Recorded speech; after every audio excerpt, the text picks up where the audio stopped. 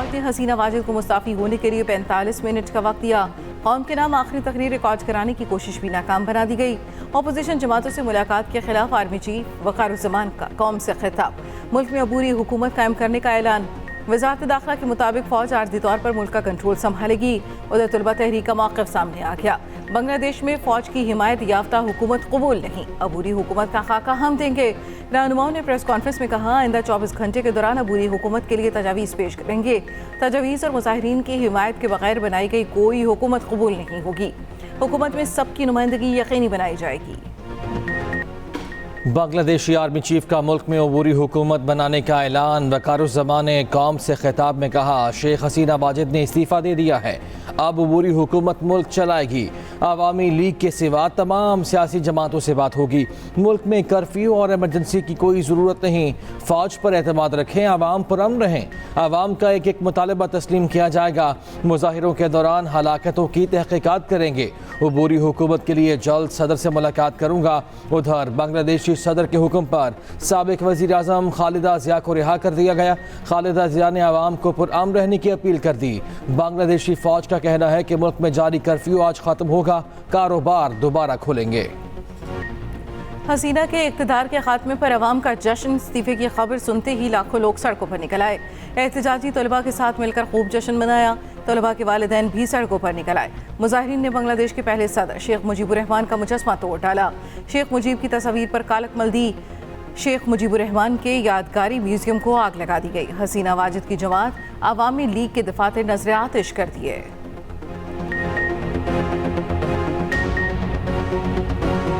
शेख हसीना वाजिद भारतीय दारुल हुकूमत पहुँच गईं। भारतीय मीडिया के मुताबिक दिल्ली एयरबेस पर भारतीय कौमी सलामती मुशीर अजीत डोवल से मुलाकात। हसीना वाजिद की मजीद मुलाकातें मुतवक्के। हसीना वाजिद मुख्तसर क़याम के बाद दिल्ली से लंदन रवाना होंगी। सूरत हाल के पेश नज़र बांग्लादेशी सरहद पर भारतीय फ़ौज हाई अलर्ट।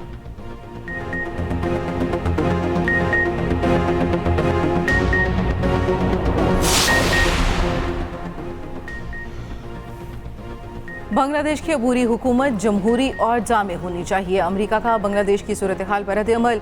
व्हाइट हाउस का कहना है, बांग्लादेश की सूरत हाल का बगौर जायजा ले रहे हैं।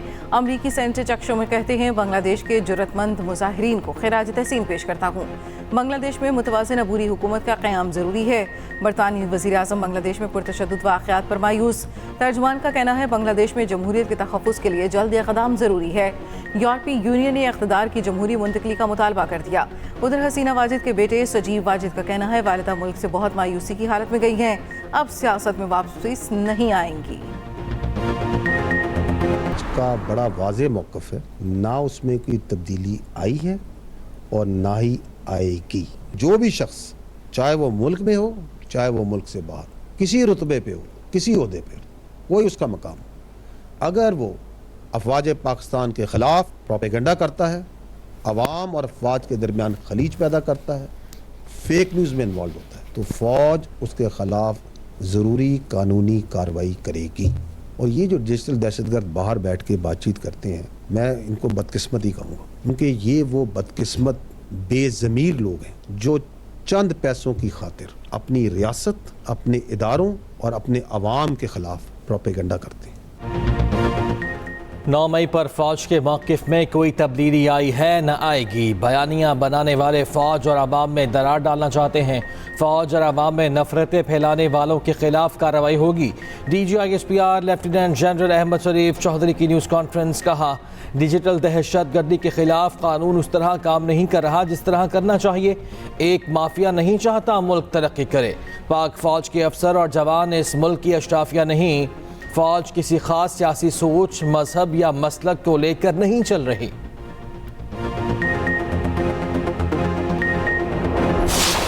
मैं यहाँ पे ऐलान कर रहा हूँ कि अगस्त के आखिरी हफ्ते या सितंबर के पहले हफ्ते में वीकेंड के ऊपर मैं यहाँ पे बरबरा ऐलान करता हूँ कि हमारा इस्लामाबाद में जलसा होगा। जहाँ हमारी मर्जी है वहाँ पे होगा। कोई रोक सकता है तो रोक ले। PTI का इस्लामाबाद में अगस्त के आखिर या सितंबर के आगाज में जलसे का ऐलान। वज़ीर आला अलीमीन गंडापुर कहते हैं, हमारा जहां दिल करेगा जलसा करेंगे, कोई रोक सकता है तो रोक ले। F9 पार्क या श्रीनगर हाईवे दे दो, नहीं तो डी चौक में जलसा होगा। किसी का बाप भी नहीं रोक सकता। आपका एनओसी हम जूते की नोक पे रखते हैं, किसी का बाप भी अब हमारा एनओसी खत्म नहीं कर सकता। उधर पीटीआई ने 14 अगस्त को मीनार पाकिस्तान पर जलसे की इजाज़त के लिए लाहौर हाई कोर्ट में नई दरख्वास्त दायर कर दी। जस्टिस अली बाक़िर नजफी आज 9 बजे समाअत करेंगे।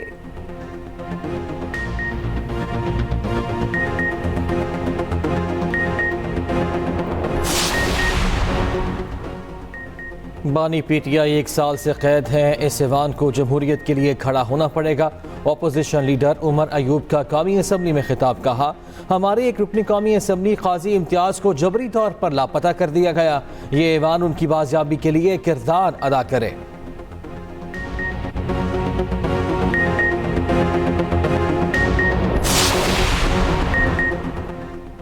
पीटीआई का मखसूस नशिस्तों की फहरिस्त में तब्दीली का फैसला। पार्टी की सीनियर क़यादत को चंद नामों पर तहफ़्फ़ुज़ात हैं। चेयरमैन बैरिस्टर गोहर कहते हैं नए नामों की मंजूरी बानी पीटीआई देंगे।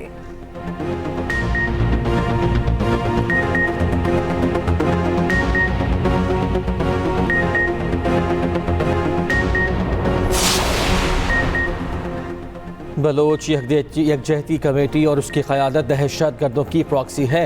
DGISPR लेफ्टिनेंट जनरल अहमद शरीफ चौधरी की न्यूज़ कॉन्फ्रेंस। कहा, बलोच यकजहती कमेटी को पुरअमन एहतजाज की इजाज़त दी थी, मगर उन्होंने आग लगाई, सड़कें भी ब्लॉक की। पुरतशद्दुद हुजूम ने एक FC के सिपाही को शहीद भी किया। कानून नाफिज करने वाले इदारों ने तहम्मुल के साथ इस मामले को देखा।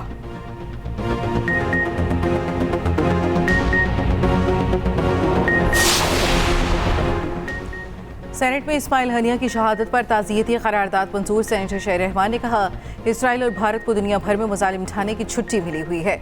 इसराइल और भारत को आज भी कोई रोकने वाला नहीं। हमें हर सेशन में इसराइली जारियत पर बात करनी चाहिए। सेनेटर परवशा खान बोली, नेतन्याहू और नरेंद्र मोदी एक ही सिक्के के दो रुख हैं।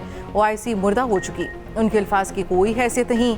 खुशखबरी है, पाकिस्तान की दुश्मन हसीना वाजिद भाग कर भारत में पनाह लेने पर मजबूर हो गई।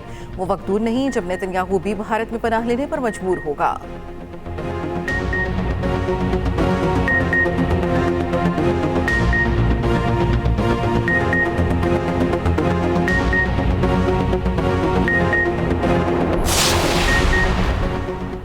सिंध के मुख्तलिफ शहरों में बादलों की इनिंग्स का जारी। कराची में सुबह सवेरे एक बार फिर बरसात। शहर के मुख्तलिफ इलाकों में हल्की बारिश। आई चंद्रिका रोड, बर्न्स रोड पर बारिश। टावर, सदर ज़ैनब मार्केट के अतराफ हल्की बारिश। शहर में आज भी कहीं हल्की और कहीं तेज़ बारिश की पेश गोई। नौशहर फेरोज़ में भी अब्र रहमत बरसा।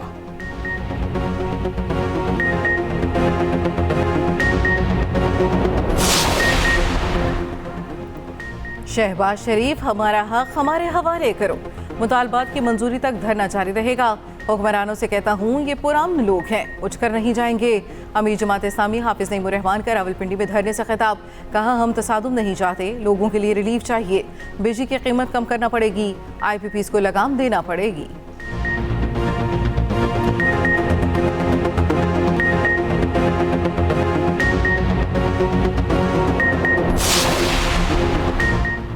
IPPs का जायजा लिया जा रहा है। आवाम को जल्द खुशखबरी मिलेगी। वज़ीर तवानाई अवैस लखानी की मीडिया से गुफ्तगू। कहा, बिजली सारिफीन पर बोझ कम करने के लिए जल्द फैसले किए जाएंगे।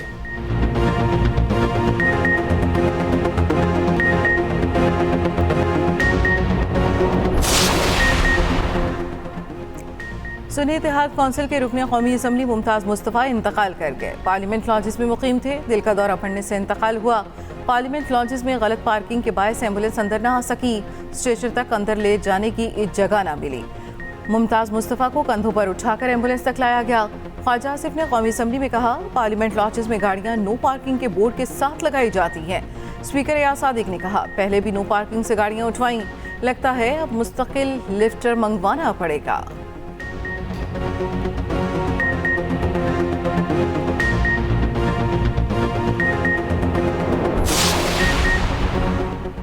पाकिस्तान क्रिकेट बोर्ड का बांग्लादेशी क्रिकेट बोर्ड से राब्ता। बांग्लादेशी क्रिकेट टीम को जल्द पाकिस्तान पहुंचने की पेशकश। पाकिस्तान और बांग्लादेश के माबैन पहला टेस्ट 21 अगस्त से रावलपिंडी में शेड्यूल है। ज़रा के मुताबिक मुल्क में ख़राब सूरत हाल की वजह से बांग्लादेशी टीम प्रैक्टिस नहीं कर पा रही। उधर बांग्लादेश ए टीम का दौरा पाकिस्तान 48 घंटे ताख़ीर का शिकार।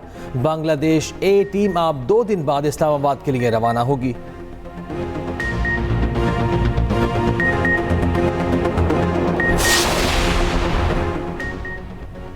मोहसिन नकवी को कहता हूँ क्रिकेट टीम की तश्कील न करें। मैरिज के खिलाफ वज़ीर आज़म भी सिफारिश करे तो मत जाएं।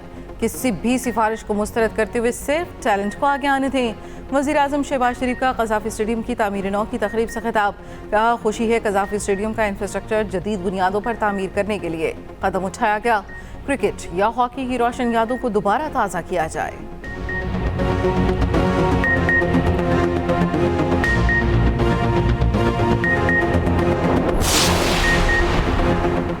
पीसीबी का डोमेस्टिक चैंपियंस कप हर साल कराने का ऐलान। चेयरमैन पीसीबी मोहसिन नकवी कहते हैं चैंपियंस कप में 5 टीमें खेलेंगी, इंटरनेशनल खिलाड़ी भी शिरकत करेंगे।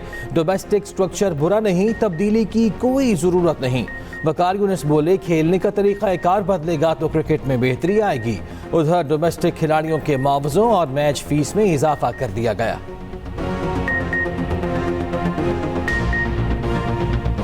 इराक में अमरीकी फौजी अड्डे पर हमला। अल असद एयर बेस पर रॉकेट से हमला किया गया। गैर मुल्की खबर एजेंसी के मुताबिक हमले में मुतादिद अमरीकी एहलकार जख्मी हो गए। मशरक़ वस्ता में बढ़ती कशीदगी रोकने के लिए सिफारती कोशिशें तेज़। इस्लामी ताउन तंजीम वज़ीर ख़ारिजा इजलास 7 अगस्त को जद्दा में तलब। अमरीकी सदर ने नेशनल सिक्योरिटी टीम का इजलास आज बुला लिया। अमरीकी सदर ने उम्मीद जाहिर की है कि ईरान बदला लेने की धमकी के बावजूद पीछे हट जाएगा। अमरीकी वज़ीर ख़ारिजा एंटनी ब्लिंकन का इराक़ी वज़ीर आज़म से राब्ता। तसादुम से बचने और इस्तेहकाम के लिए इक़दामात पर जोर। फ्रांस, बरतानिया, इटली और मिस्र की भी सिफारती कोशिशें तेज़। उधर वाइट हाउस के मुताबिक मशरक़ वस्ता में फ़ौजी इक़दामात का मकसद कशीदगी को कम करना है।